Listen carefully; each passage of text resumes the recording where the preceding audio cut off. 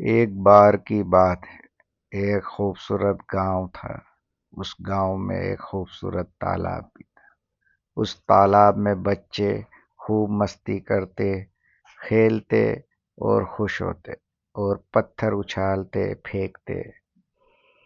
और जब शाम होती तो शाम को सब बच्चे घर चले जाते, लेकिन एक बच्चा उनमें से उदास उस पानी में किनारे पे बैठा रहता।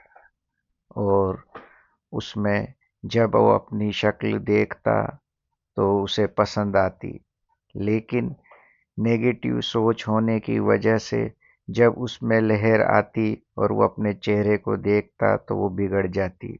और वो उस बिगड़े हुए चेहरे को देखकर सोचता कि मुझे जब मेरी शक्ल पसंद नहीं तो किसी और को क्या पसंद आएगी।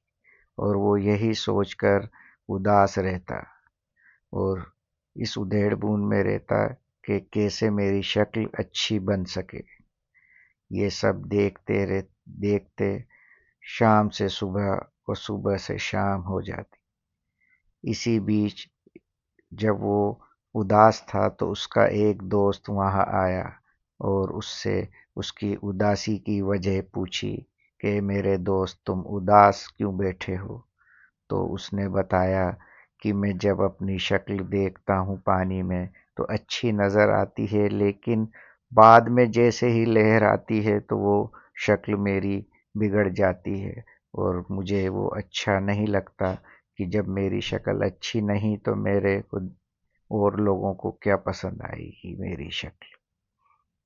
तो उसके दोस्त ने उसे समझाया कि तुम भी अच्छे हो और तुम्हारी शक्ल भी अच्छी है, लेकिन तुम्हारी सोच नेगेटिव है, क्योंकि तुम्हें लगता है कि तुम्हारी शक्ल अच्छी नहीं है, जबकि वो पानी हिलने की वजह से अच्छी नहीं दिखती।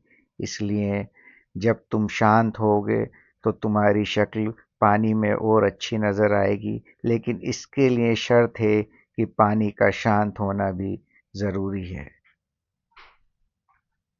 अपने दोस्त की बात सुनकर बच्चे ने समझ लिया कि कामयाबी की राह पर चलने के लिए अंदर से और बाहर से शांत होना और पॉजिटिव सोच होना बेहद ज़रूरी है।